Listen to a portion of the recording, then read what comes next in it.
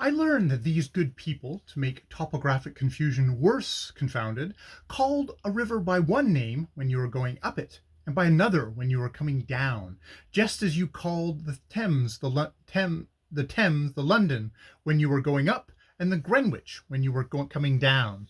The banks all round this lake or broad seemed all light-coloured sand and clay. We pass out of it into a channel, current flowing north. As we are entering the channel between banks of grass-overgrown sand, a superb white crane is seen standing on the sand edge to the left. Grey Shirt attempts to get a shot at it, but it, alarmed at our unusual appearance, raises itself up with one of those graceful preliminary curtsies, and after one or two preliminary flaps, spreads its broad wings and sweeps away, with its long legs trailing behind it like a thing on a Japanese screen.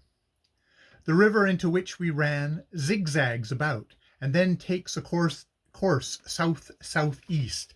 It is studded with islands slightly higher than those we have passed, and thinly clad with forest. The place seems alive with birds. Flocks of pelican and crane rise up before us out of the grass, and every now and then a crocodile slides off the bank into the water. Wonderfully like old logs they look, particularly when you see one letting himself roll and float down on the current. In spite of these interests, I begin to wonder where in this lonely land we were to sleep tonight. In front of us were miles of distant mountains, but in no direction the slightest sign of human habitation. Soon we passed out of our channel into a lovely, strangely melancholy, lonely-looking lake. Lake Nikovi. Lake Nikovi, my friends tell me. It is exceedingly beautiful. The rich golden sunlight of the late afternoon, soon followed by the short-lived glorious flushes of color of the sunset and the afterglow, play over the scene as we paddle across the lake to the north-northeast. Our canoe leaving a long trail of frosted silver behind her as she glides over the mirror-like water, and each stroke of the paddle sending down air with it to come up again in luminous silver bubbles, not as before in swirls of sand and mud. The lake shore is in all directions wreathed with nobly forested hills, indigo and purple in the dying daylight. On the north-northeast and the northeast, these come directly down into the lake. On the northwest, north, southwest, and southeast, there is a band of well-forested ground behind which they rise.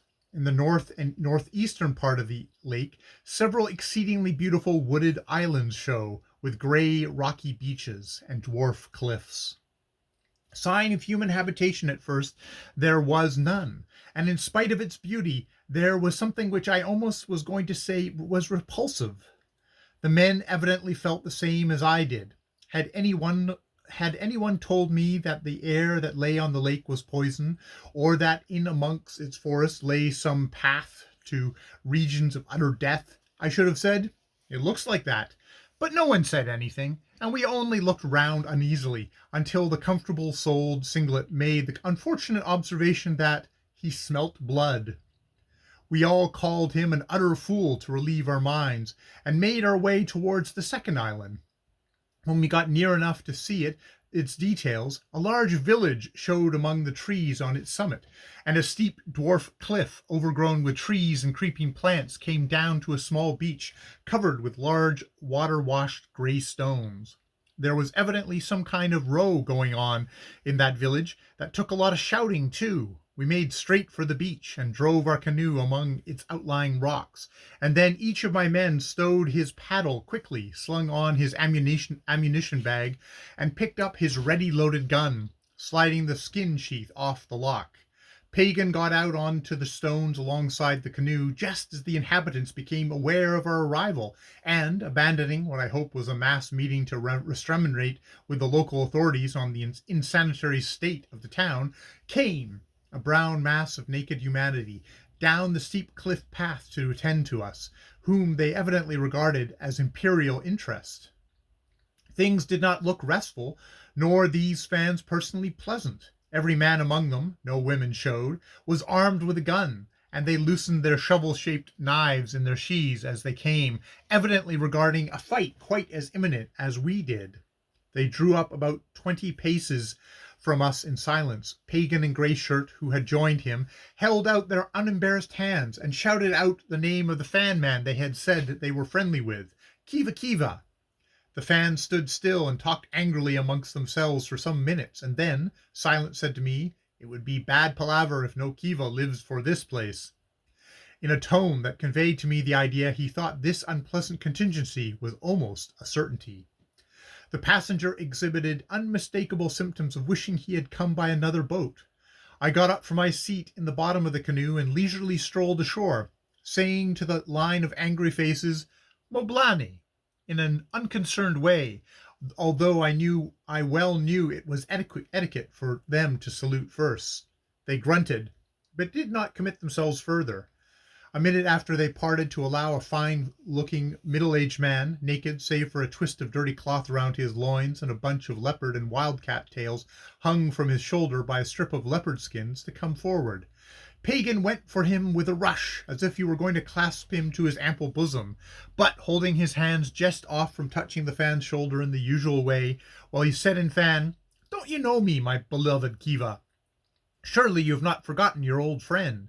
Kiva grunted feelingly and raised up his hands and held them just off touching Pagan, and we breathed again. Then Greyshirt made a rush at the crowd and went through great demonstrations of affection with another gentleman whom he recognized as being a friend of his, and whom he had not expected to meet here.